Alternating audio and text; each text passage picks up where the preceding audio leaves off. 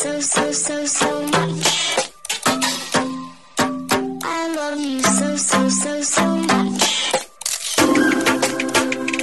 love you so much. I love you so much. Hello, all you positive heads out there. Thanks for tuning your beautiful brainwaves into another episode of the Positive Head Podcast, where we are firmly convinced that creating success and happiness is rooted in understanding the ultimate nature of reality and the fact that as human beings, we are all immensely powerful fractals of the one and only source consciousness, which creates and animates all things. Now, of course, understanding this powerful truth is one thing. Applying this incredibly empowering wisdom to everyday life? Well, that's another, which is exactly why we provide you with a fresh serving of soul food for thought 5 days a week to help constantly remind you of what matters most. You are it. And I'm your host, Brandon Beecham. I'm the reflection and extension of you who will be here each Wednesday interviewing a different consciousness changemaker. And on the other 4 weekdays, leading the way to ensure that your perspective is consistently expanded, your vibration is constantly elevated, and your heart is overflowing and full. Also, before we jump into today's episode, I'd like to take a moment to tell you about a few sponsors that not only help to make it possible to produce this show 5 days a week, but that I'm also genuinely passionate about promoting, especially since they're helping to fund all the cool projects we have in the works, such as the Positive Head app, the docuseries that I'm intending to begin shooting within the next year, and whatever else we dream up over here at Positive Headquarters to help spread consciousness across the planet. Now, if you're short on time or just super excited for today's topic and want to dive right in and skip these ads, feel free to fast forward about 2.5 minutes to get right into today's show. That being said, I strongly encourage you to listen because the reason I'm passionate about my sponsors is because they've made a huge impact in my own life, which is why I've aligned with these organizations. And I firmly believe they can do the same for you too. The first longtime stellar supporter of the show that I want to mention is Gaia. If you're not familiar, Gaia is the go-to source for streaming consciousness content online with over 8,000 video titles. And you can sign up for your first month for only 99 cents at gaia.com/positivehead. That's spelled GAIA.com/positivehead. The second sponsor I'm extremely passionate about promoting is Purium. The reason I've aligned Positive Head with Purium is because I wholeheartedly stand behind their mission to end human suffering by making superfoods easily available to everyone, with the ultimate goal to help restore mankind's harmony with nature in the process. I mean, what a noble mission, right?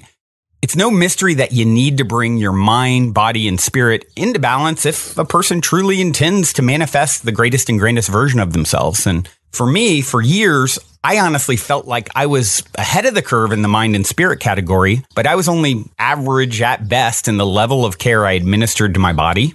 Sure, I was healthy-ish when it came to the food I put into my system, but after doing a Purium 40-day transformation with a 10-day metabolic reset and cleanse, I can honestly say I have reestablished my relationship with food in a very positive way.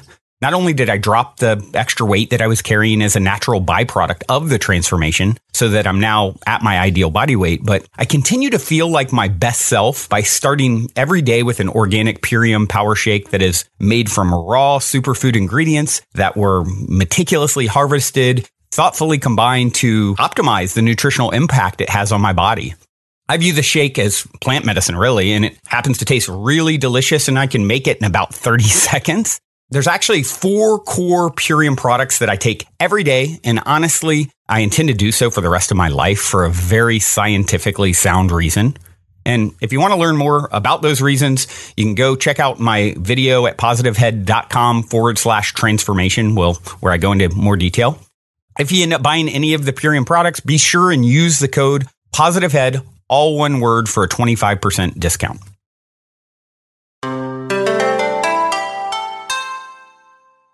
All right, all you positive heads, on this week's Pow Wow episode, I am very excited to have Peter Sage here with me on the show.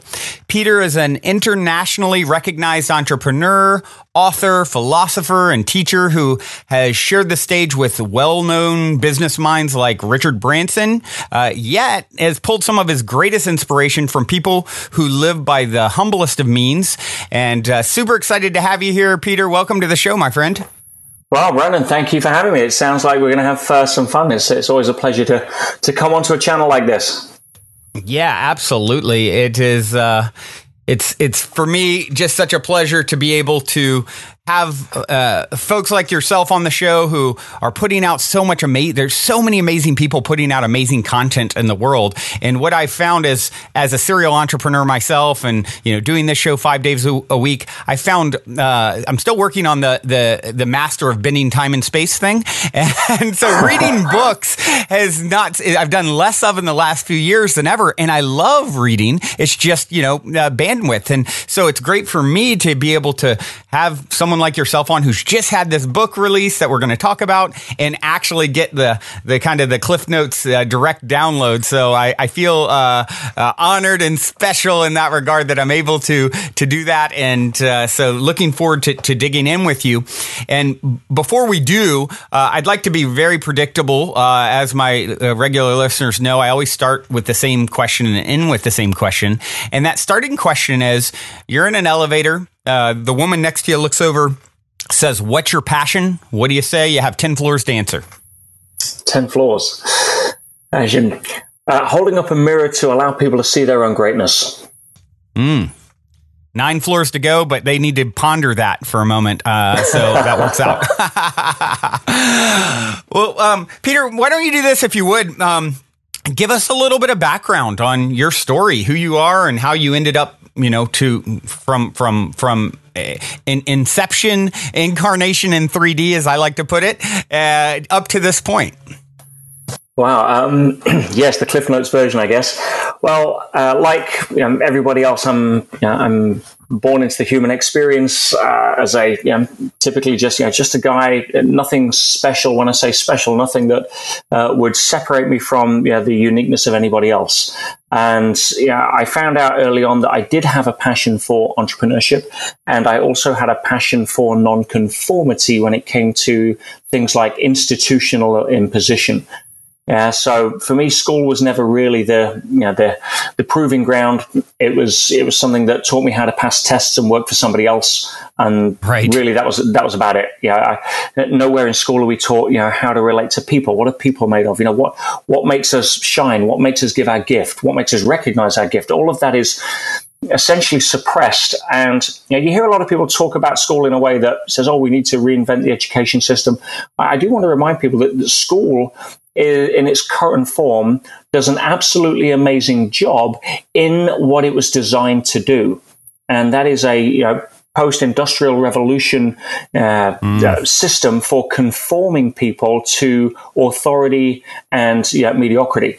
Because we came from a feudal existence, and all of a sudden now we're being told to line up in factories and not press the wrong button, otherwise we might get hurt or damage the business. So school in that respect is great. It's just it doesn't match modern society anymore, and I think most of us have felt that at some level. So I got out of there at 16, like a rat up a drain pipe. You couldn't contain me in there. I love the quote from Jim Rohn, formal education may help you make a living, but self-education will help you make a fortune. And that really sort of struck with me. And I stumbled across personal growth when I was 17, and it blew me away. I was like, wow, there's an industry that teaches you all the stuff I wanted to learn. I don't want to learn algebra. I couldn't see how that was going to make me successful and happy, unless my passion was to be a mathematician, which it wasn't. My passion was to go out and create and add value and swing the bat and just grab life by the horns and ride. And so for me, when I learned an industry existed that taught specifically the skill sets and the awarenesses and the mindsets around that, I threw myself in. And I started my first business at 17, selling toys on the markets, car boot sales and flea markets. And that started what's now been a 30-year journey as an entrepreneur, and essentially a 20-year journey as a teacher. And I got into teaching essentially because I had a passion for wanting to share what I was learning with people, but I was also tired of giving free advice to people that didn't really value it. And so, Right. I put a commercial frame around that, kind of my entrepreneurial spirit as well. And so that's really where I sat. And for the last, I would say 2 years has been a very interesting transition for me, because I've moved from the identity of an entrepreneur first and a teacher second to becoming primarily a teacher who happens to commercialize that for necessity of life. But I'm not motivated by the money. I've done all that. I bought my first Ferrari for cash in my early 20s. I've flown Concorde and had the lifestyle, and none of that really drives me right now more than trying to wake people up to their own potential. Yeah, I feel that. I definitely relate with your path and story, starting my first business, 10 years old or something like that. And, as a serial entrepreneur, and really focused a lot in my, earlier years on making, a big success of myself. Right. And now by far the most rewarding thing I do is the show, being able to get feedback from people where I'm actually impacting their lives, impacting their perspectives. And, still, am I an entrepreneur? Yes, I still have, quite a few entrepreneurial ventures, but it's very much like it's secondary, and certainly money is like, I like nice things. I enjoy, comfort, but I am not motivated by Ferraris or mansions in any way, shape, or form. The idea of having a lot of financial resources to instigate change in the world, that excites me. But for my own ego sort of gratification, doesn't do it. And I think for a lot of people, I think it was Jim Carrey that said, I wish everyone could be famous so that they could see that's not where it's at. It's the same kind of thing, right? Yeah. And so it's quite the experience that it sounds like you've had to really achieve the highest levels, some of the highest levels, and rub elbows with people like Richard Branson, as I mentioned at the top of the show. That really gives you a firsthand glimpse of what's there and what's not, right? Yeah, 100%. In fact, the most interesting lesson that I learned from Richard Branson was that Branson isn't very good at business. I've heard this.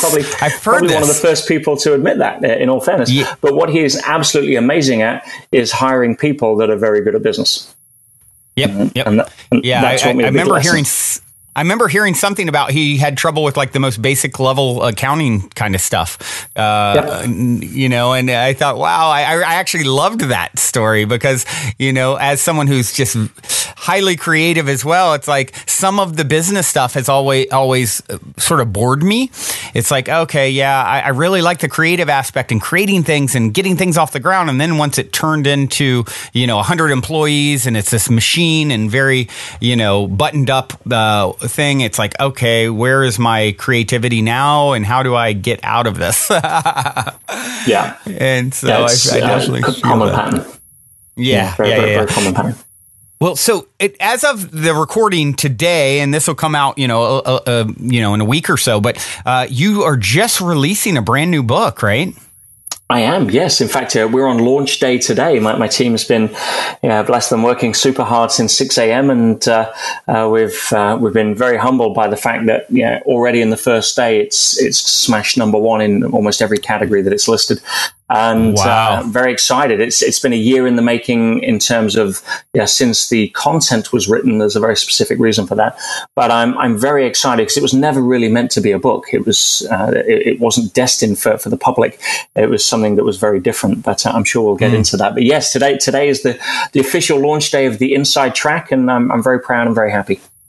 Yeah, well, let's do if now feels like a good time to you, it feels like a good time to me because the content of this book, the premise of this book, this is not your typical book by any stretch, and I am just very excited to hear from you, sort of the firsthand experience behind and sort of the content of what's in it. Yes, and it's interesting because when I say to people, I say, "Oh, what's the book about?" I'm like, "Oh, well, it's the 11 letters that I wrote from prison last year," and they kind of do a double take, like, "What?" It's so good.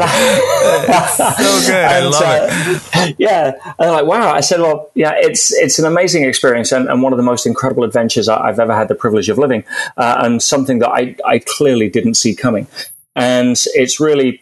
Down to the fact that I ended up as being the only non-criminal in Britain's toughest jail. And people say, "Oh, yeah, everybody says they're innocent." Well, no, I was never even accused of a crime, let alone charged with a crime.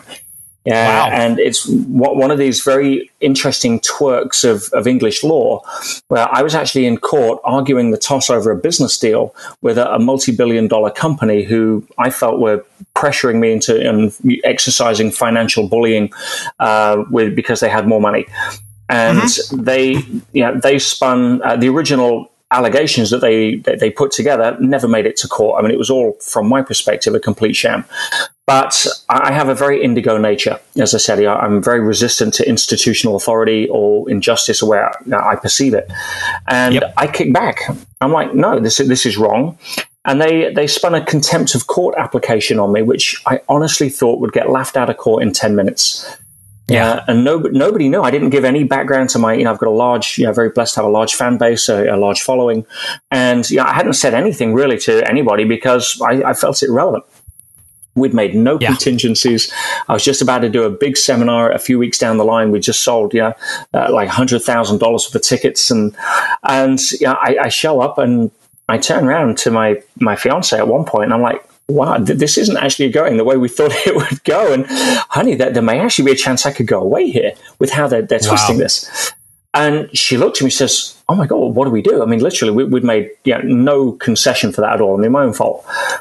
And I stood there in a moment of realization. I said, look, I'm all about flowing with the current of the river of life. And the river of life is never straight. That's the canal. There's no life in a canal. The river of life always bends. And I said, look, I've been very blessed for the last few decades to be able to help many, many people around the world, and a lot of them have been found some of the stuff that I share very, very useful. I said, but I'm sure there's a whole category of people that could benefit that never get access to my work. I said, people like being in prison. I said, if life decides to send me there to go bring a light, let me go. Yeah, where does the lighthouse go in the darkness, right? Yeah, exactly. And so, that was that. And it was such an outlier. I mean, part of it was my barrister didn't even open his mouth, to be fair. If you read the transcripts, there's no questions. I mean, I'm like, where's all the pages of evidence that we bought? I mean, it was almost designed like it had to happen. And I'm a great believer in, that life has a bigger plan. I'm an inverse paranoid. I believe that the universe is involved in a secret hidden conspiracy to make me happy and successful. Pronoia is the actual term. There you go. I like that. Pronoia. Yeah. And so I ended up finding myself on the wrong end of a 6-month prison sentence. Wow, that's no light. That's not like 2 weeks. That's like pretty serious. And again, I lost my business. I virtually lost my home. I had my reputation because nobody knew what was happening. All they read was a one-sided judgment that if you read it makes me out to be the bad guy. Wow. And off I went. And so, because I was in the middle of coaching, I've got a couple of very high-end coaching programs, and I take my high-end coaching clients as a group away 4 times a year to like bucket list destinations, and I have a group online coaching program. I was halfway through these programs, and we had to cancel the business seminar. And I'm like, guys, you can't change what's happened. I mean, getting to the level of acceptance is the first step to dropping resistance to what is. And so I said, look, we can't change what's happened, but this is an incredible opportunity for me to demonstrate what I've been teaching you guys for however long. Let me write to you. Let me share with you what's going on. Let me show you the tools I'm using, the techniques I'm using, how I'm trying to make a difference with not just the others, but my own mindset. And and this is like the San Quentin of the UK. 3 deaths in 1 week was the worst week I was there. Wow. And that's a mix of everything from suicide to drug overdose. I mean, the violence is just in epidemic. Drugs. I mean, I missed an attempted murder by almost seconds within 10 days of being in there. Blood on the floor was a daily occurrence. I mean, think across between Shawshank Redemption, because it was a 200-year-old Victorian prison, and Prison Break. And oh my gosh! And that is intense. That's Pentonville. It's got the worst reputation pretty much in Europe for violence. And as a non-criminal, here I am, banged up for 23 hours a day plus in this place. And so while I was writing, I wrote every 2 weeks to my coaching clients, basically showing them what the adventure was becoming. And the fact that I'll be honest, I was having an absolutely amazing time. Yeah, no, don't get me wrong. There was tough times. I have to ask you, going in, what was your demeanor? Because I got to think, if I was going into something that intense, there would be some fear to process. Challenges this, Brendan, that when you come from fear, there's a biological reaction that literally squeezes the blood out of the front part of the brain into the limbic brain, which means that as fear rises, intelligence plummets. Now, it's an evolutionary response because we don't need critical thinking when we're in a survival situation. We need reflex thinking. I'm not going to calculate the fact that, look, he's throwing a left hook. Let's see which sound his body weight is shifting, and what's my best time of it. But no, too late. I'm hit. Yeah, you work off reflex. And so, it's an evolutionary response, which is why we've all done dumb things when we're scared or angry. Elicits the same thing. It's a fear-based response. So I knew that if I was scared, I would be less intelligent, and it's intelligence that keeps you safe in a place like that, not being scared, not fear. And so, but I also had a completely different frame of identity when I went in. One thing that I teach is that your identity governs virtually all of your unconscious behavior decisions. Why do vegetarians not eat meat? It's not because they have different teeth or a different digestive system. Now, the reasons they may have chosen to be a vegetarian are varied. That's fine. That's individual preference based on anything from morals to taste to health. It doesn't matter. But once they've adopted the identity of I am a vegetarian, then they just simply don't. It's just not what they do. It governs their choices in the supermarket, in a restaurant, and how they perceive meat, etc. So, your identity is everything. We have the chosen identities, and which is quite rare because very rarely do we actually strategically choose an identity. And then we have the societal conditioned identities like parent or employee or teacher or brother or whatever it may be. Right. And we adopt behaviors in accordance with that. So when I went inside, I knew I had a choice. The first thing I want to do is choose what identity I'm going in with. Because if I adopted the identity, the society conditioned identity of a prisoner, I would have a very different experience to something I could choose myself. And so the identity that I choose to go in with, I went in as a secret agent of positive change. And that was my focus. It was my mission. And what was interesting is I started that in the court from when I was taken down into the holding cells. My job was to cheer up all of the people down there because all of the guards are usually faced with hostility. They're faced with resentment, negativity, depression. It's not a nice place. So how could I make everybody smile before I got on the prison bus became my focus. Wow. And then I get to the prison and they're sort of checking me in and giving me the prison clothes. And the officer that's checking me in says, "Do you mind if I ask you a question?" I said, "Sure." He says, "Are you a police officer?"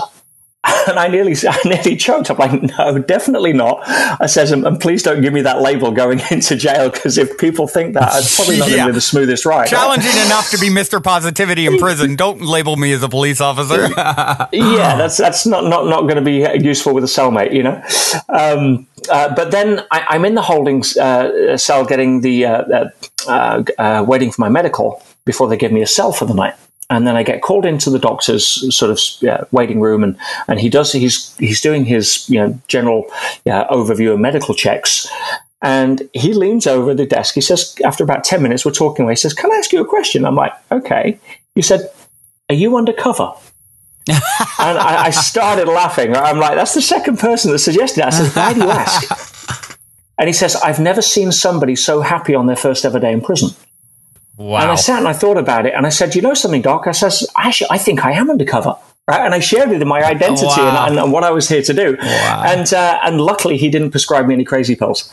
But it was. But then I went in, and the first guy I was with, they escorted us to our cells. It was about 10 o'clock at night. And I got to see things that you only see on television. And it is just like it is. I mean, it's like, you've got these Victorian sort of makeup and these like banged up doors and corridors. And it was incredible. I was like almost excited. And they opened the door, and the guy I was with went in that I was going to be locked up with for the night. And then I followed, and I stopped, and this big smile came over my face as they shut the door behind me. And he turned around and says, "You okay?" I says, "Oh my God, I can't believe it." I said, "What?" I says, "They haven't given me a cell. They've given me my own meditation room with a toilet." and he starts to smile. All right. And we started having a chat. And this guy, his name was Ali, and he looked as if his whole world had fallen through. And the reason was he'd been to court that day to essentially for an adjournment, to get a date for a court hearing. So he'd pulled up in a no parking zone, ran in to get the new date, and the judge had remanded him. Didn't see it coming. The car's engine's still probably running, and the judge had put him on remand until the date. And that wasn't bad enough. He'd spent his life savings on getting married the next day. Oh, my goodness. And he was just, and we spent the weekend together on that first weekend. And his parting comment, because I got out into a non-smoking wing after that, and his parting comment made my magic moments list, which is a big list that I always keep. And I started when I was in prison to keep a prison magic moments list. But his comment turned around. He says, "Listen, I came here on Friday. I thought, I was almost suicidal. I thought my world had finished." He says, "Now I realize I came to prison just to meet you." Wow. And it was tearful. It really was. And that set me off. I'm like, I'm here for a reason. I can't argue with that. Let me go to work. And so, for the next 4 months, I should have only been there for a week before being transferred into a low security, open type prison. But because of the dysfunction and the nature of the system and how sort of flawed it is at a bureaucratic level, I was actually kept as a non-criminal in that place for 4.5 months before being transferred into a better prison. And during that 4.5 months, it was the perfect time for me to do what I wanted to do. And I ended up working with so many people. I won a national award for some of my work in there for helping get people out of depression, and I was stopping suicides. And all of while this was going on, I was writing to my coaching clients, giving them a moment-by-moment real-time update and all of the tools that I was using and how. So as a contrast frame, they if they've got a problem in their business, if I can handle it in prison, being faced with 3 guys and a knife, then you can handle it being faced with an angry customer. Wow. So these 11 letters became almost like the gold and the tradecraft of what I was doing. And when I came out, my clients turn around and my whole team turn and says, "Listen, you have to publish this and share it with the public because it's just so unique." I mean, where else would you get? I mean, I was a trainer for 15 years with Tony Robbins. I did a lot of my craft in the trenches, working with drug addicts and suicidal people and abuse cases, right up to $100 million CEOs that needed to break glass ceilings and everything else. So, I come from a strong pedigree in that nearly 30 years this year of personal growth. And what better place to go demonstrate it than in a place like that? And that's really what the book became. It's the collection of the 11 letters of the entire journey of that. What I will honestly say is one of the most incredible and amazing and inspiring adventures I've ever had. Yeah, that is so inspiring. And it's funny because many years ago, I had sort of a vision of writing something to send into prisoners to help shift perspective in that way. And I think, I'd heard a long time ago, and I can't remember who it was. It may have been Osho or someone who talked about being in prison and using it as an opportunity. And the fact that you sort of manifested this scenario into your reality is, I will say is a very bold and brave choice at some level, because I believe at the highest level, it's a choice that you made, right? And it didn't happen to you; it happened for you and through you. And it's wow! I can't imagine. I bet you just have stories for days. And what a fascinating! You can't really orchestrate a book like that intentionally, right? Absolutely not. And I call it a graduation event. I have a frame that, and this is how I teach people to relate to adversity, because if everybody's too busy trying to change the content of their life, they're trying to change their income and their job or their career or their partner or their health or whatever it is, they're trying to change the content of their life. Whereas if you understand how to change the context, everything instantaneously changes. And context is definitive. Case closed. If you see a parent suddenly grab their 3-year-old by the scruff of the neck and drag them forcefully, you'd have a judgment about that, especially if you're a parent yourself. But if you see the context is that they just pulled them out of the way of a moving bus, you'd have a very different understanding of that particular action. Yeah. So, if you change the context, things shift. So when it comes to adversity, and again, this is where school lets us down, nobody really has an empowering context for understanding adversity. And the way that I share it with people that is a game changer if you allow it to be is as follows. And I'll use school as an example. So if you didn't know the purpose of school, if you didn't know what school was about, then you would resent being there. Why am I being made to show up every day? Why am I being made to sit down and listen to all this stuff? Why do I get these tests and exams every so often? Why? You'd have no context. And you understand that the purpose of school, it's not to be happy. It's not even to give you an education. The real purpose of school is to provide an environment where you can make better choices in relationship to obtaining an education. And so once you're aware of that, it doesn't mean to say that you may not like it, but at least you understand it. So you have a different relationship to it. Right. And if the teachers turn around and say, hey, listen, we've decided no more exams, guys. Don't worry. In fact, you can show up whenever you want. Everything's cool. Nobody's getting blamed. But by the way, there's no degree at the end of it. Right. Or there's no education at the end of it. You'd be like, whoa, no, hang on. I'm doing this because I want my degree in that context. So I believe personally that we're all in Earth School. We're here for one specific reason. You've only got to look at 400 million years of fossil records to understand it.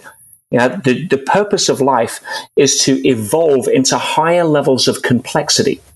Now, what does that essentially mean scientifically? I'll give you a definition that bridges physics and metaphysics. Okay. So if you take an amoeba, single cell, if you take a human being, 100 plus trillion cells, what is the primary difference? The primary difference is an enormously greater amount of complexity that is required. What is complexity based on?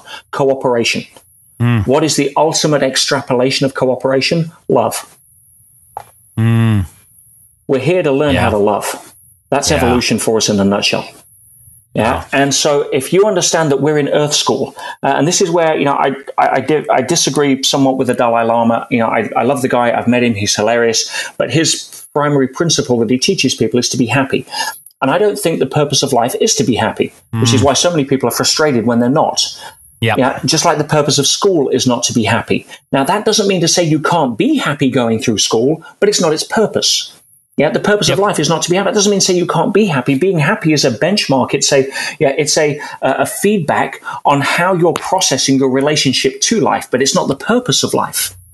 So if you understand that you're in Earth School to learn how to grow up, I'm talking about emotionally and spiritually, not physically. Physically, we don't get to choose. Emotionally and spiritually, we do.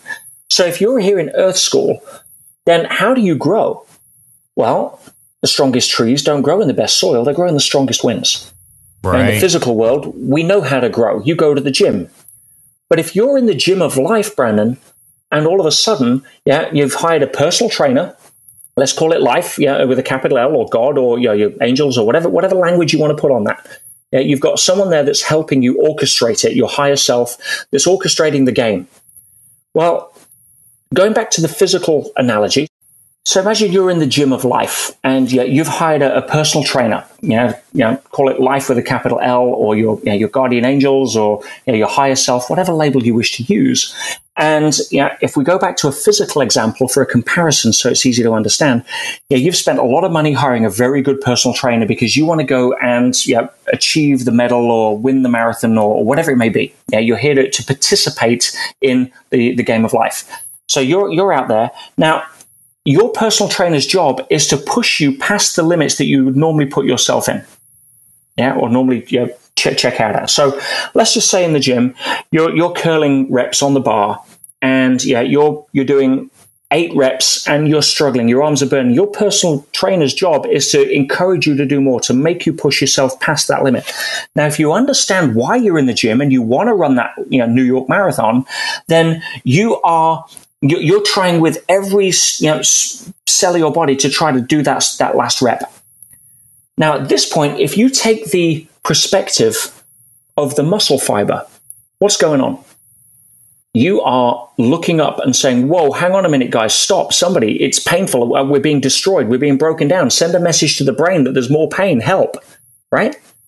Now, if you take the perspective of the athlete, he's actually proud that he's trying to bust out that last rep. In fact, if he can't lift his arms for the next 2 days, he's quite happy about it because he knows he did well. And if you're not throwing up in an hour and you've bought an expensive personal trainer, you want your money back. Right? So when adversity shows up, or a graduation event like I had on my prison journey, it's all about understanding which perspective are you looking at from. Because if I'm looking at it from the muscle fiber, I'm a victim. Please stop. If I'm looking at it from the athlete, it's like, no, I want to do 2 more. Because I'm here to grow. I'm here to get my best self. Who we are shows up when we're tested, not when the sun's out. So, for me, I went in there and I understood that this is simply a graduation event. And another context that I put around that helps people a lot is what I call the movie of our life. Now, if we are all starring in the movie of our life, which we are, because we're in every single scene of our movie, then, if you take let's take a James Bond movie as an example, and I write about this in the first letter when I'm explaining it to my clients. You don't want to pay good money to go to the cinema to watch James Bond rescue a kitten out of a tree for 90 minutes. Right? That's not going to happen, right? You're going to walk out of there and not recommend that on TripAdvisor, right? That's just not going to happen. So, no, what do you want? What's a good movie have? It has everything. It has drama. It has intrigue. It has comedy. It has tragedy. It has romance. It has loss. It has everything. Yeah, and you want to get to the end of that movie and walk out of the cinema thinking, whoa, now that was a movie that I'd pay to watch again. And it's quite rare these days that happens, but that's the kind of thing that we're looking for. So when it comes to the movie of my life, I realize that I'm a professional actor. Yeah, my soul is the actor. My personality and body is the character in this particular movie. Now, for me to be a professional actor, my job is to show up as best I can in every scene. Let's go back to James Bond. If Daniel Craig, who's currently playing James Bond, looks at the script, there's going to be scenes where he's on the beach with a Victoria's Secret model, and he's probably looking forward to those scenes.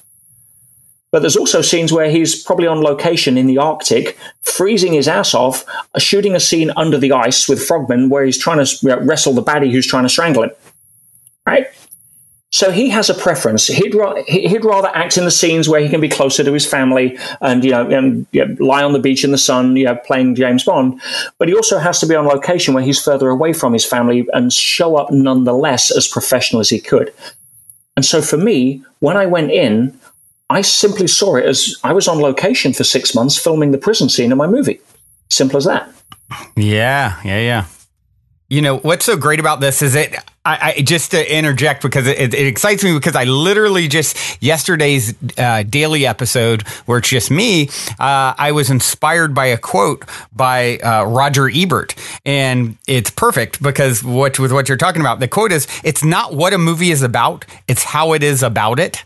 And that really goes for the actor as well, right? And that's exactly what you're talking about here. 100%, because that way I'm not there focusing on what's missing. The difference between asking the right or the wrong question is so huge because questions are the steering wheel of the mind. They direct your focus. And so if you ask the question, what have I lost? Which is what most of the prisoners were asking. Oh, God, I can't believe I've lost everything. As opposed to what have I learnt? That one question is the difference between a life on antidepressants and a life of growth. That shifting focus, you cannot change what has happened. And when you said about writing something that you could help prisoners with, that was my biggest focus because I unfortunately tried to change the system from the inside, thinking that it would be open to it. Yeah. No, that wasn't going to happen. Having somebody progressive thinking to how to solve the problems. I mean, I'm an entrepreneur at heart.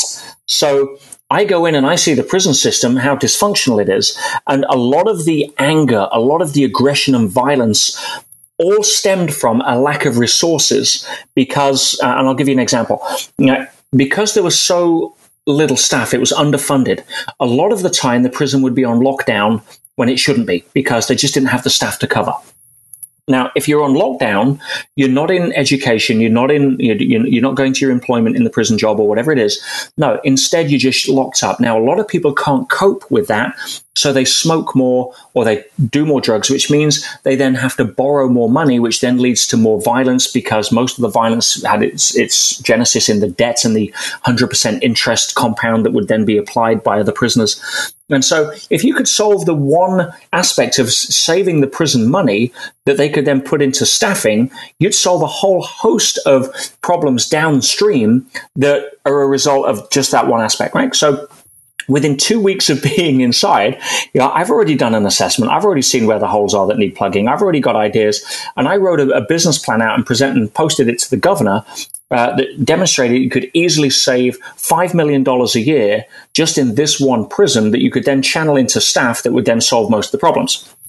And that didn't go down very well. I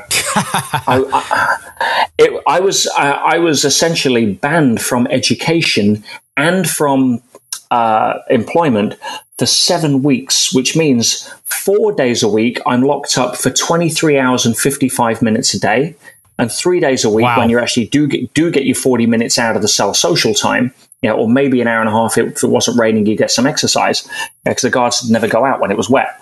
Then I'd have that time to work. And I realized that I needed to leverage myself a little more. And so I thought, I know what I'll do. I put a story together. I thought I'll write a short story because one of the challenges when trying to influence people, and this I see a lot in personal growth, if you get access to insights or information that you feel could help other people, out of a passion for being a decent human being, you want to share it. You want to help people. They turn around and say, they talk about their favorite subject, which is themselves, and their favorite part of their favorite subject, which is why their life sucks. And you're like, well, I know how to fix that. Hey, this is what you should be doing, and here's how to fix it. And the challenge with that is nobody wants to be told what to do, because what they're actually hearing is you're not good enough as you are. And so the brain shuts down the awareness and doesn't accept or own it because it triggers the primary fear that we're not enough. Yeah. And as a result of that, it falls on deaf ears. That's why one of my early mentors, George Zalaki, turned around and said, the cost of awareness is responsibility. Smokers know they shouldn't smoke, but they still smoke. Why? Because the cost of owning that awareness at a deep level imposes them the responsibility to stop smoking. They don't want to do that. So, they just own it at an intellectual level, which does nothing. Knowing and not doing is the same as not knowing. And so there's no change. So me trying to tell the prisoners how to be better was never going to work. But there is a technique that you can use. And I say to people, if you're here to show up as the best person in your movie, right, to win the Golden Academy Award in your movie. You're not here to help anybody else act their part.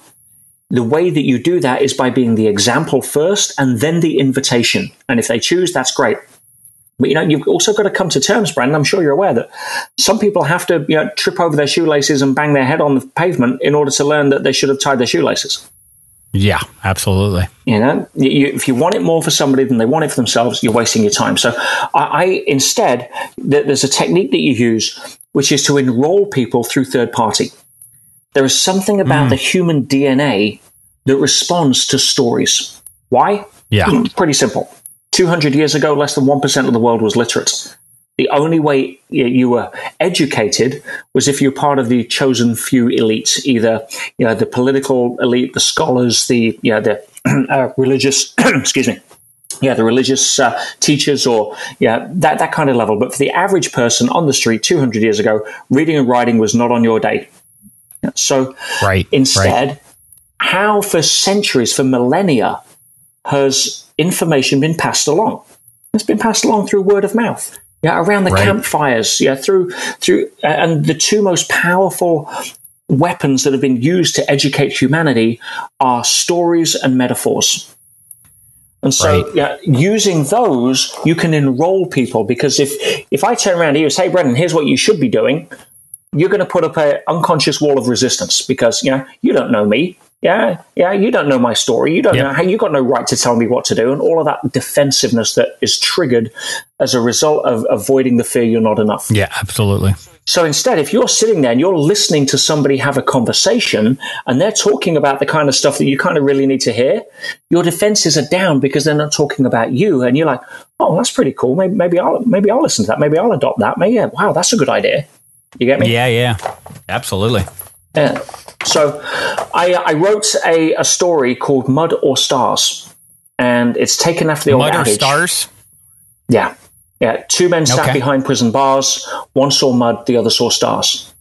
And it's all about your condition never defines you.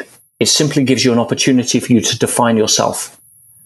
And so I wrote this in a way that, it was a fictional story about a guy that comes to prison for the first time, and he ends up sitting in the waiting room like I was, but he happens to sit next to this wise old con, and they get chatting, and the con's trying to give him some advice, and he's kicking back and resisting. But as you listen to this conversation unfold, it's like that's where I could put all of my good stuff. The heavy artillery of trying to help people shift their mindsets. Yeah. And I managed to bang out 50 copies when I was unsupervised for 10 minutes in an education block, which was very rare in Pentonville. It's a high security prison. And obviously life engineered my ability to do that. I banged out 50 copies and I became a secret mailman. I was sliding them under cell doors, leaving them on wing tables, pinning them on notice boards as I went by.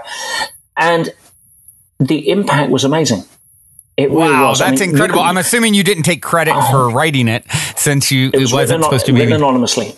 Wow. Yeah, completely written anonymously. That's but brilliant. That is brilliant. Biggest magic moments was when people started shouting across the wings to each other to cheer themselves up, mud or stars. And the people on my wing knew that I'd shared it with a couple of people that I thought would really help, and people on my wing knew that I'd got copies.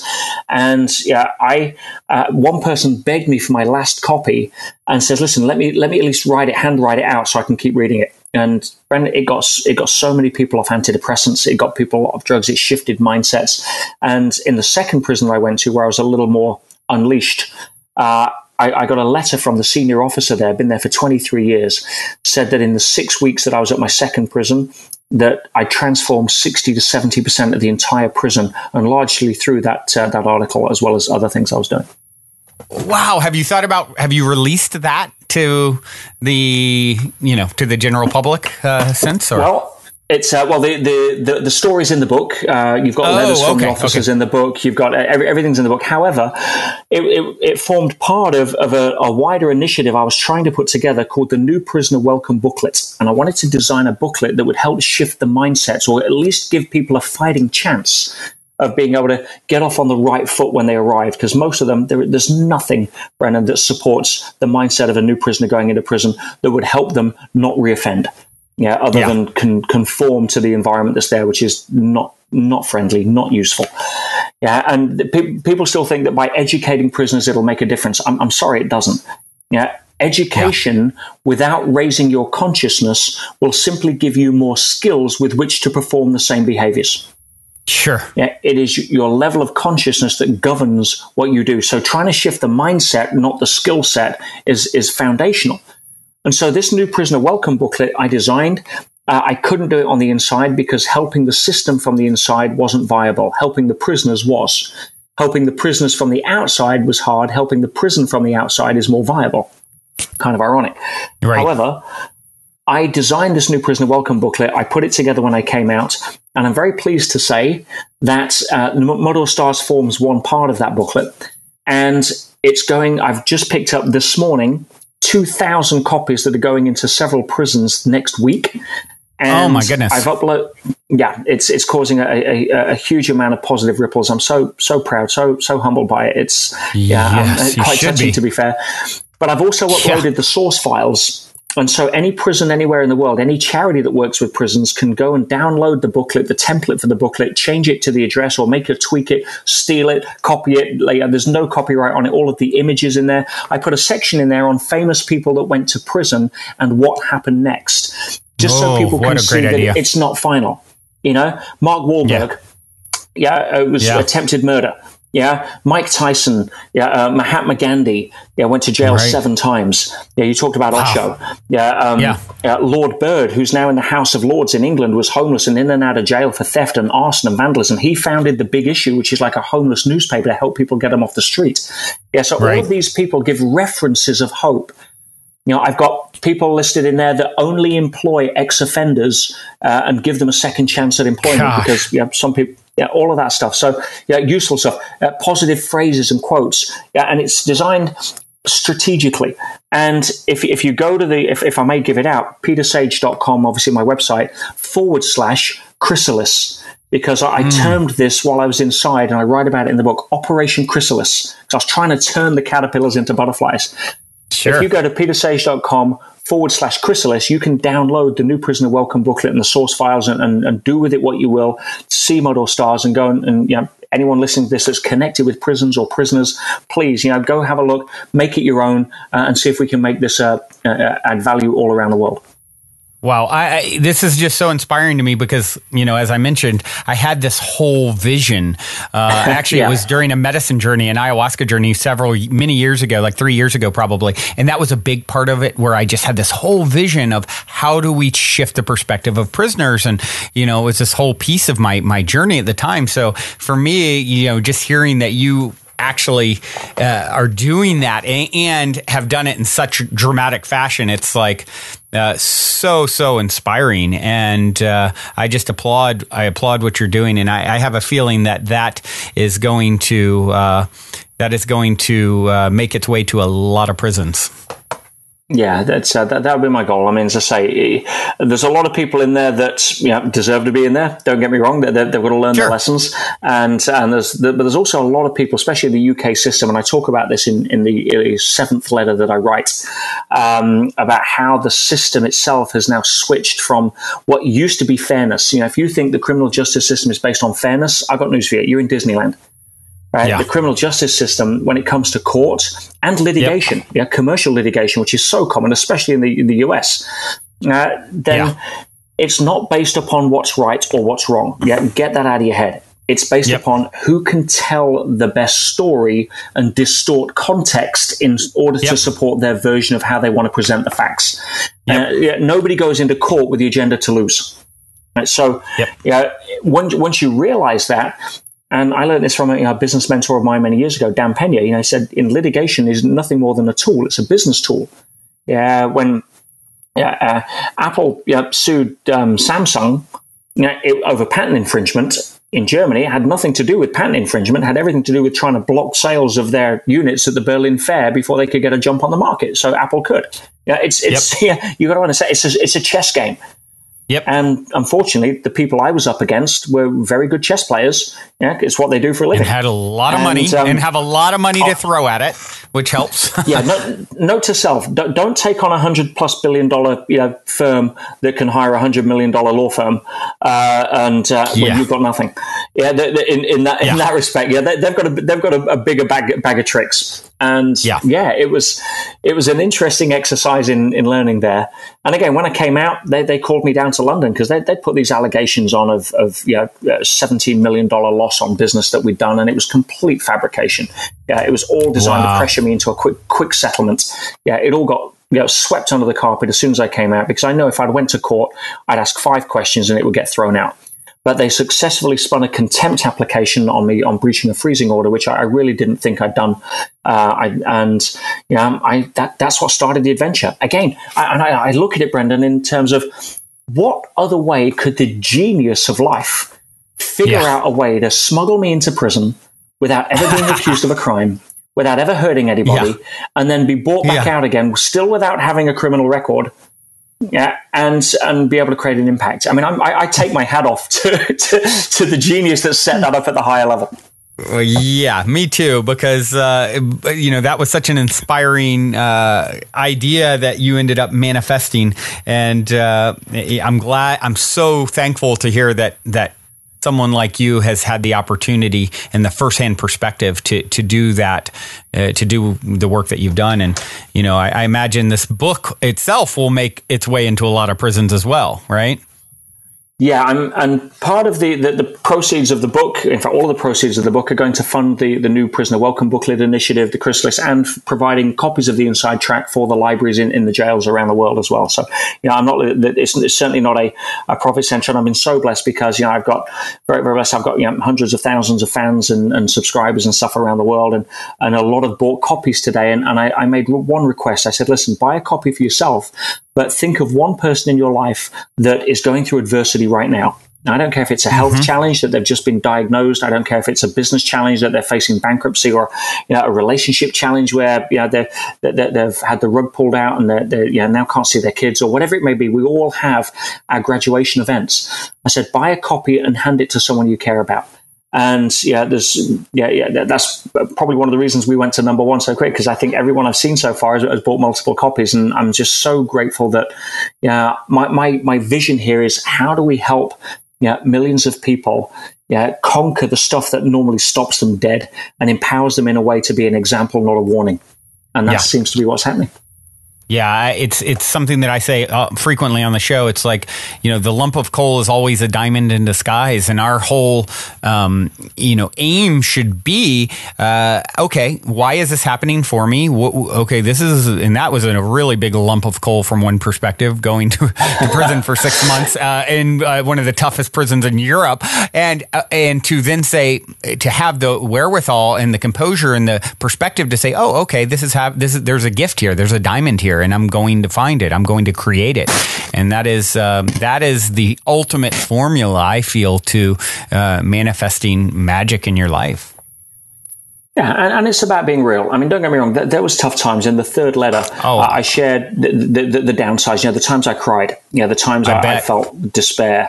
The times I questioned my sanity and would I ever teach again, or would I ever go? And interestingly, most of the times that I was at my lowest were all linked to the perceptual loss of love. Missing my dogs, missing my fiance. I mean, I lost my wedding. I canceled my wedding. Obviously, I was due to get married. Short time after, I'd lost my business. I went from 53 staff, as I said, to 3 staff in like weeks. Wow. Hewlett Packard, the company that was put me into contempt. I didn't think I could get costs against me because I was on legal aid, because they'd froze my assets. And in an underhand move, and the judge awarded them tens of thousands in legal costs on top of the stuff I'd paid. And so they immediately put that against my house. So I thought I was going to lose my house while I was in there. And there was so much going on. Yeah, it was. There was a lot of tough times to face that, but one has to be true to understanding that power moves to those in direct proportion to their willingness to serve, which was a quote I got from Tony Robbins. And it is, most of the stress that we face comes from us focusing on ourselves too much. And so it was times like that I had to shift. But there were other times where it was an incredible adventure. I mean, I would walk down the wings when I was allowed out, and the officers would always ask me, Mr. Sage, how are we doing today? And my stock response, and it came from an authentic place, was, hey, living the dream. And they'd all laugh. Yeah, and the prisoners would laugh, and they'd hear it. And laughter is the rarest sound you'll ever hear in prison. Trust me. Right. And I'd have 2 songs that I would whistle, so people would know it was me if I was going through the prison. I'd whistle 2 tunes. Yeah, one was "Always Look on the Bright Side of Life." Classic Monty Python. And the other was just for fun. Was the Great Escape. Yeah, Steve McQueen's. Oh wow, how fun! You don't take it too seriously. Because the second you resist what is, then you start swimming upstream.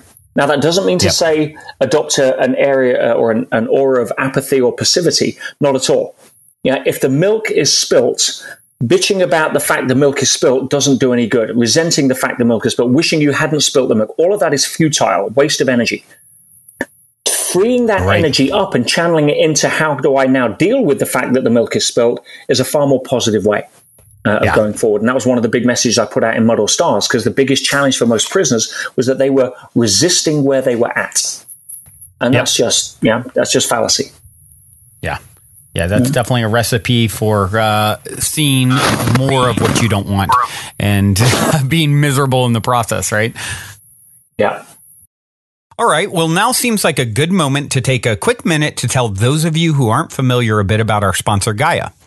I've been a big fan of Gaia for many years now, which is why they're the only content provider I've ever reached out to in regards to potentially supporting this podcast. So needless to say, I'm very excited they're now supporting the show. Gaia truly is my personal go-to source for streaming consciousness content on the web. They have an incredible 7,000 plus exclusive videos covering 5,000 years of wisdom. Just to give you an example, on the show Missing Links, the incredible researcher Greg Braden explores all the biggest questions concerning who we are, where we come from, where we're going, by connecting the missing links between science and spirituality to complete our understanding of humanity's history and to better understand the interconnectedness of all things. Awesome, right? And that's just one example. As you guys constantly hear me say, it's a daily conscious effort to maintain an elevated vibration. And if you're looking to go deep down the rabbit hole to do so, then Gaia is the best place I know of to do it, period. And you can sign up for your first month for only 99 cents at gaia.com/positivehead. That's spelled GAIA.com/positivehead. Check it out. Wow. So, where to go from here? I mean, that is just such a powerful story. I know you've done several TED Talks as well, correct? Yes. Yeah. All on different subjects, all on different takes. What has been your favorite, do you feel? What do you think has struck the biggest chord with people? Well, it's interesting because every single TED Talk I've done has followed the same principle, same philosophy. Yeah, they give me a call and say, right, they invite me as a speaker, and they say, right, this is the theme, and we're going to set you up with a person to help craft it and work you through it, which is good because most people that speak at TED aren't professional speakers; they've just got good stories or ideas. Yep. And I said, look, I'm not being funny. I says, I have no idea what I'm going to speak about until the day of the event, and they're like, wow. What? And I show up, and I remember one of the last ones I did was in Klagenfurt and in Austria. And I was very blessed because they'd wanted me as a speaker the year before, and I couldn't. I was booked up. I was speaking somewhere else. And they arranged their entire event. It's a big TEDx in Klagenfurt, and they arranged the entire event around my schedule for the following year. So I showed up. And we go to dinner the night before where you have, they get all the speakers together and we have dinner. And I like to listen around the table and understand who's doing what and what are they speaking about and tune in. I just tune in. Mm-hmm. I do it the same every time. I set my alarm for like 4:30 a.m. I'm normally a 5 a.m. guy anyway. I get up, I meditate, and I channel through. And then I just put a talk together. And I time code it, run through it a couple of times, download some slides off Google Image, and I go and hit the stage. And I was the opening speaker that morning as well. And, it's got nearly 1 million views on my own channel. It's got 250,000 views on Ted's channel. And it's called Stop Waiting for Life to Happen. And it's funny because I quote that at the front in the opening introduction to the Inside Track. Because one of the most powerful stories that I share on that TED Talk was the story of 9/11. And where I was and what happened and why to this day it was probably one of the most incredible, amazing, and inspiring days I've ever had the privilege of living. Wow! But it moves you emotionally. But that's how I put my talks together. And I've got one of my YouTube videos is how to become a world-class speaker, because I've been in the game a while, but I teach people the difference between getting on stage as an early speaker when most people are more worried about what the audience are thinking than the value they're adding. And that will take you out of the game because it'll keep you in your head. You see the people that move people emotionally to take action. That's a world-class speaker, in my opinion. Somebody that can move somebody emotionally to take action. And they don't come from the head. And I remember because I went to when I was first starting out, probably nearly 20 years ago, and I was a member of a group in London called the Yes Group. They were the largest personal development group in Europe, and I actually became chairman of that later on. But I remember when I was just a member, and it was a 200-mile round trip every month, but I'd always go because I'd always want to be inspired and invest in myself. And they had this speaker, and they advertised the speaker, and I got the email, and his accolades were stunning. And he was like Toastmasters public champion, world, Olympic silver medalist in public speaking. You get the idea. I mean, he was stunning. Right. And I wanted to be a speaker. And so, wow, I'm there. I jump on the train, I head down to London. And I'm sitting on the front row, 600 people in the auditorium, and I've got my pen and paper, and I want to learn from this guy. And what I learned was a lesson that I wasn't expecting. He was due to speak for 45 minutes, and he spoke for 45 minutes and 0 seconds. I mean, it was perfection. If he was giving a thesis on public speaking, he would have got a distinction, a PhD. His use of the pause, stage presence, spatial anchoring, visual aids, it was perfect, spot on. But here was the lesson. Brendan, did I remember a thing that he said 2 weeks later? No. You remember how it made you feel? Nah. He was entertaining, and it was an enjoyable speech. But to this day, I actually can't remember what the hell he said. Right. Wow. And if I'm on stage, if I'm hired to speak at a convention, or if I'm hired, I've shared the stage with Bill Clinton, Nobel Prize winners, and multi-speaker events, and my goal is always the same. How do I change these people's lives? I don't care if they know my name. I don't care if they actually like or agree with what I'm saying. That's not my job. My job is to make them think or shift them out of their comfort zone or challenge them in a way that means they're not just going to be entertained. And so, and one of the frames I use, if anyone likes or wants to be a speaker, there's a very useful frame that I learned from a guy called Doug Wilder, who ran a company called Storyteller. And he's a great guy, but he shared something with me one time that really made an impact. And he said, Peter, my job when I get on stage is to understand that people will hear my message, and it may be the 50th time that they hear it that their life changes. He said, my job is to move everybody forward one. He says, if I change 50 people in a room of 1,000, it's because they heard it 49 times before, and I'm blessed to stand on the shoulders of those that did. Yeah. My job is to move the people from 13 to 14, from 28 to 29. And if I happen to get the kudos of those that were on 49 when they walked in the room, boom, I'm grateful for that. But I also know it wasn't me. It was the 49 people that went before me on stage. And that gets your ego out of the way. And it also gets your ability to unhook your validation through whether people listen or agree or change or not. One thing I loved about Tony and working alongside Tony Robbins for so long is Tony would be willing to be unpopular in the moment for what he believed would serve the long-term greater good. And that's a rare commodity. Most people are too busy pandering to the short-term connection, significance, win, popularity vote. That's why I don't do politics. I'm not interested in politics. I don't care about politics. You can't talk to me about it. I have no idea. I didn't even know who the Prime Minister was of England until recently. I'm literally that far removed from the media and politics. I have no interest. I've got no idea what's going on in the world. Yeah, damn right. So why? Because imagine a parent that pandered to their 4-year-old and gave them everything they wanted. Yeah. You wouldn't have much of a child. Right. But the way that most democratic political situations are set up is that the children get to vote in new parents every 4 years if they don't like what the parent's doing. So what the parent is conditioned to do is pander to the short-term popular vote. Plus, most people that could really run a country, in my opinion, actually never get into politics. That's another story. But I touch on that a little in the Inside Track and some of the thinking and behavior patterns that go into the difference between a true leader and a statesman versus a politician. That's just because, one of my students was asking. Interesting.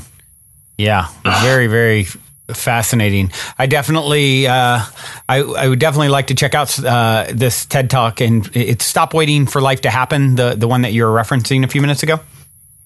Yes. Yeah. Okay. Great. And it's really talking about why technology is taking more people away from themselves and bringing them closer. And what's the ultimate expression of why we're here, which obviously is love. Right. Yeah. That's one of my favorite quotes. John Lennon Love is the answer. Now, what's the question? That is probably my favorite quote. It is just, it's cliche and true. Ahead of his time. Yeah, indeed. Well, okay, so I'd like to maybe switch gears here for a minute. And listeners know I absolutely love a good story of synchronicity or serendipity or positive paranormal story, anything like that, that maybe would be sort of in the metaphysical realm. Doesn't necessarily have to be, but can be. So curious, I'm sure you have a story or three. Yeah, and before I answer that, Brennan, let me just give a little bit of a frame that I teach my students. It's a phrase that we jokingly quote to each other called "pass the salt." And what it really refers to is that when you start manifesting synchronicities that are so wild and so out there, but you're so used to it that it becomes like pass the salt, then you know you're living at a high level of consciousness. Nice. I'll share a couple of stories I think that'll inspire the listeners here that demonstrate that. And one is I couldn't possibly, I've got loads of stories myself, but I've been speaking about myself and my journey, all podcasts. Let me put the spotlight on some of the others here, which I think would be useful. And one of my favorite stories is from a friend of mine called George. He's from Mozambique. And George grew up, I'll give you the shortish version, but it's worth listening to. George grew up in Mozambique in kind of a concrete shanty town, had nothing. Father left when he was young, one of several children, total abject poverty. You get the picture. Couldn't really speak English. But one of his friends, when he was a teenager, one of his friends was dating a Canadian aid worker. And every time that she would come over, she would bring videos, cassettes, and because George didn't have a TV or anything else, his friend would call him and say, hey, come over and watch whatever film she'd bought. And one of the times he goes over and he watches this film and it blows him away. He's sat there gobsmacked, wide, eyes and mouth wide open. And he comes back to his mum and he says, Mum, I can't believe it. He says, there is such thing as a black cowboy. And you can guess the film probably. Yeah, it was Will Smith in Wild Wild West. Right? And it just affected. I was thinking for a minute, maybe Django Unchained. All right, no, this is obviously 20 years ago, whatever it was. Yeah. Oh, right. Yeah. So when he was a teenager, and anyway, it just affected him. And he wrote down in his journal that one day he'd love to meet the black cowboy. Didn't know who he was, didn't know anything, and but that was his focus. That's where his heart and mind were aligned. And so a few years later, he's doing some aid work for an NGO that's translating Nelson Mandela's book Long Walk to Freedom into Portuguese, and he's reading some of the manuscripts as he's kind of putting it all together into this book, and he gets inspired by Nelson Mandela. I mean, who wouldn't? I talk a lot about Mandela through the Inside Trackers as one of my inspirations, and anyway, he is the only other person he's ever written down in his journal that one day he'd love to meet Mandela. So the black cowboy of Mandela was kind of his focus. Now, this is a kid, grew up in a shanty town in the middle of nowhere. They used to call it, God's boots, because they thought God left his boots and never came back. Yeah, it was that abject poverty, civil war had ripped the country in half. There was no economy. People were starving to death. You get the picture. Anyway, a friend calls him up and says, hey, George, are you doing any work at them? And he says, well, I've just finished this little job for the aid NGO, putting this booklet together that we're transferring some of Nelson Mandela's work. He says, there's a film being shot and they're looking for some prop hands. So he says, can you show up tomorrow? So George shows up at 5 a.m. and the guy says, what can you do? He says, anything. He says, good attitude. He says, you're basically, they got the jobs that nobody else wanted to do. And 2 days later, private jet comes in and this entourage gets out and sort of walks past, and George is all sort of head down and shy and humble, and the guy that had employed him comes up and says, hey, do you know who that was? He says, no. He says, that's the biggest star in the world. That's Will Smith. Right? Wow. And he still didn't make the connection. Right? And it was Will Smith that was filming Ali. And he should have been shot in the Democratic Republic of Congo, but because there was a war on, they shifted it to Mozambique. I mean, talk about how life rearranges things on your behalf as the star of your movie, right? Right. The next day, he's Will's running through the streets. He was being obviously being alley, and there was no gyms in the Rumble in the Jungle, which was kind of the scene that was being reenacted. And so he's running through the streets, and George's job was to lay out the vegetables on the mats in the doorways and sort of hide whenever the actors showed up. And anyway, Will runs past, and he's like, "Oh my God, it's the Black Cowboy!" Anyway, plucks up the courage to ask for a photo, and Will turns around, and because Will's just an amazing character. Yeah, so humble, so dialed in. And he gives a picture, takes a Polaroid. And, I mean, can you imagine what are the odds of writing that, being a kid from Mozambique, and actually getting a picture with Will Smith? Anyway, not very likely. Doesn't stop there. Next day, he's filming a scene where they're doing the cafe stuff, and so they're doing several takes, and George's job is to do the washing up in between takes so they could reset. Will walks into the kitchen, and he's talking to some of the extras and the actors and whatever, and he walks up to George, and he gets chatting. He says, because he took the picture, he says, so what would you do if you could do anything? And Will turns around in sort of broken English, because he was just learning at the time, and says, I'd want to get out of here. Will Smith turns around to George and says, hey, you know something? If you ever get to America, I'll make all your dreams come true. And he leaves. Wow. George goes back to his home, says, Mum, the Black Cowboy told me that if I ever get to America, it'd make all my dreams come true. And his mum shuts him down.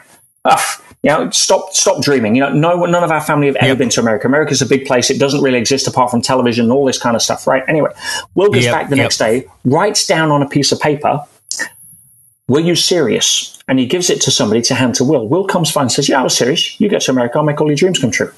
Anyway, a woman hears him and says, hey, I heard that. Here's my number. If you ever need a sponsor, let me know. Right? Wow. So he then goes, and when he goes, he gives George all of his clothes. Will gets on the plane without even a suitcase. Right?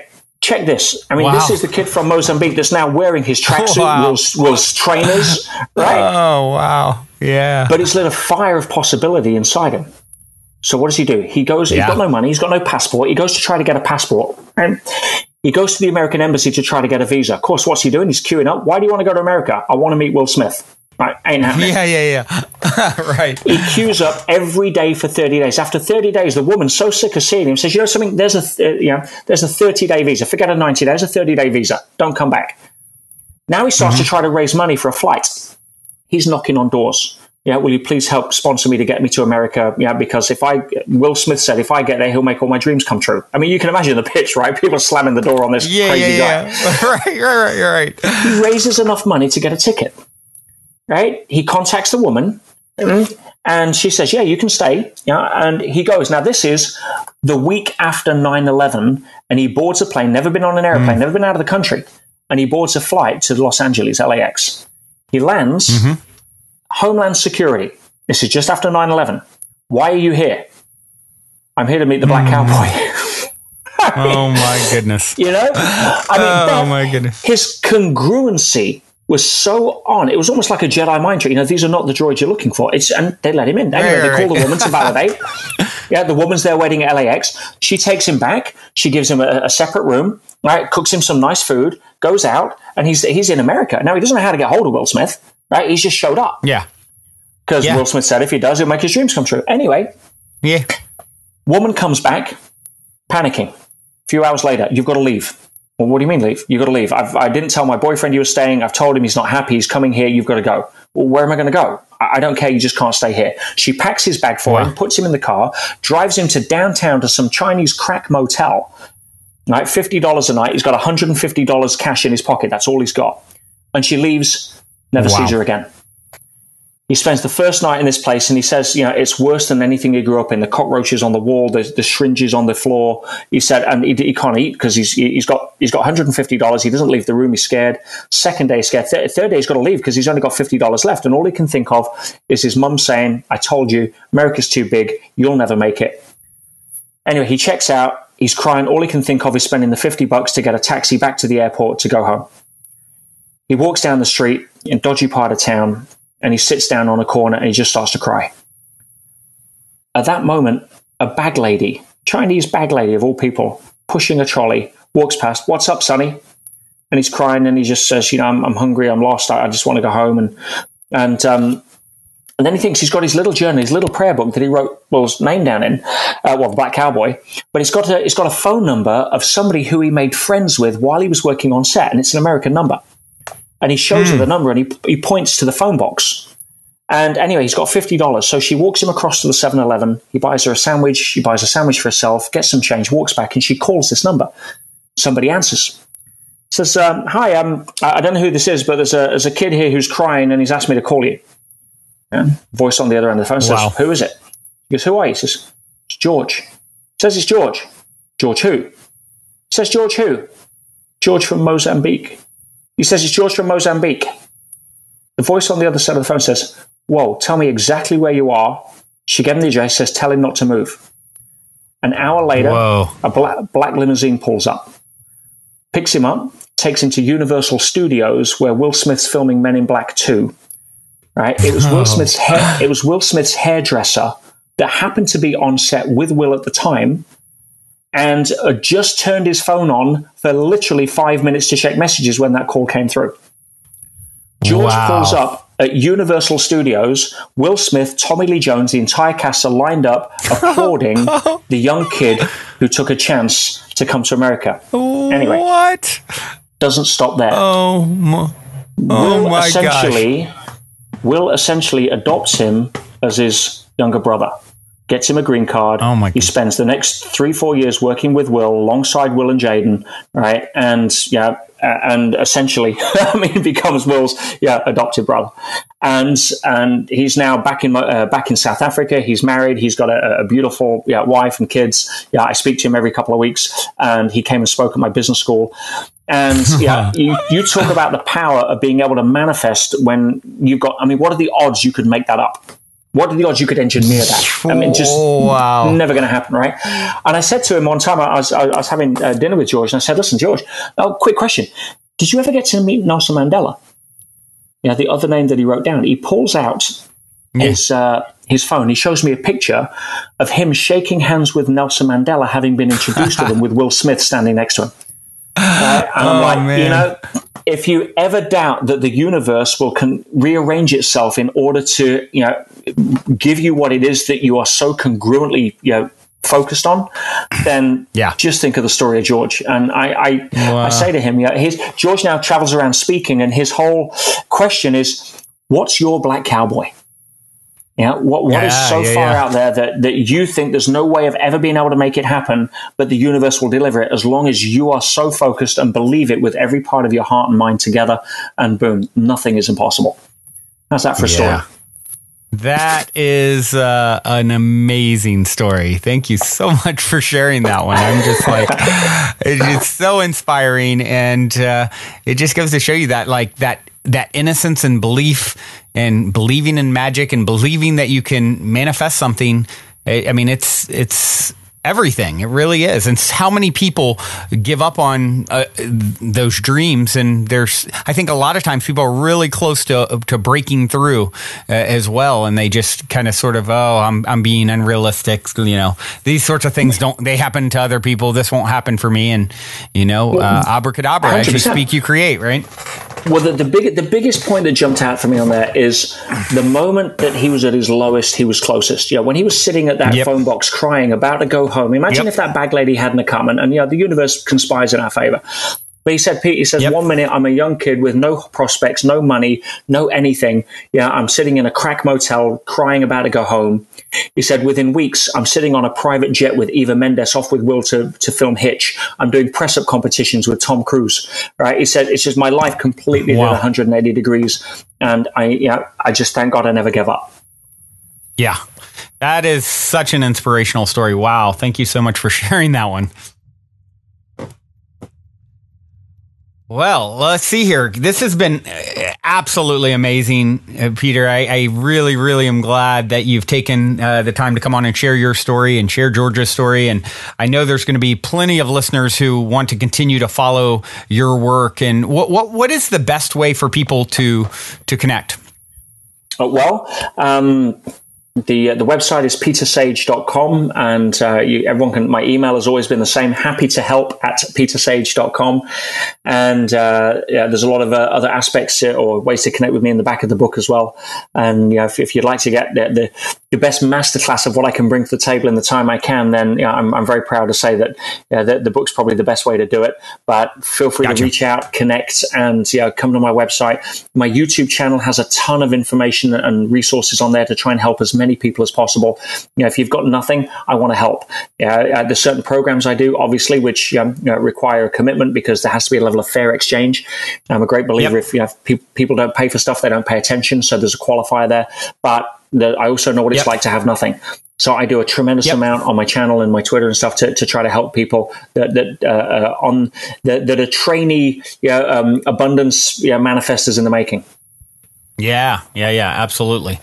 Well, just to reiterate to you guys, the new book, The Inside Track, and of course is the best place to get that through the site or Amazon, or where would you recommend? Yeah, Amazon. Yeah, available on Amazon, both .com and .co.uk. So if you really want to help somebody, go buy them a copy. Yeah, absolutely.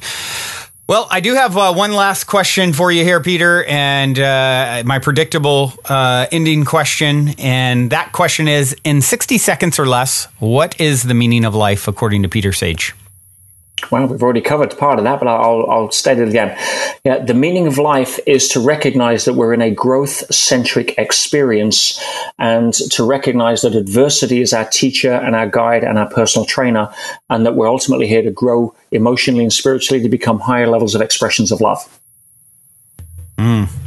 Love it, love it, love it. Peter, you are an inspiration, my friend. Thank you so much for taking the time to connect. I look forward to hopefully crossing paths in 3D with you at some point. Until then, journey well. That would be an honor. Thank you, Brandon. Much appreciated. And keep doing what you're doing. You bring a lot of light to a lot of people. Thank you so much. Well, everyone, that concludes this week's interview episode. If you have enjoyed this positive download from our hearts and minds to yours, please take a minute, give us a rating or review on iTunes, since iTunes is the holy grail of all things podcasting. Your good reviews help us to reach more listeners.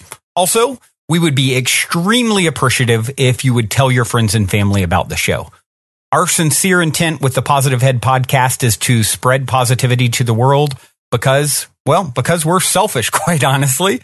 I say that jokingly, but really only halfway joking. I'm referring to the good kind of selfish based on the knowing that we all get what we give in this life, because when we give, we're actually always giving to extensions of self, since we're all really one in the same consciousness, just in different bodies. So if you want to be a good selfish along with us by helping to spread the positivity, by all means, please proceed to shout about the Positive Head podcast from your rooftop.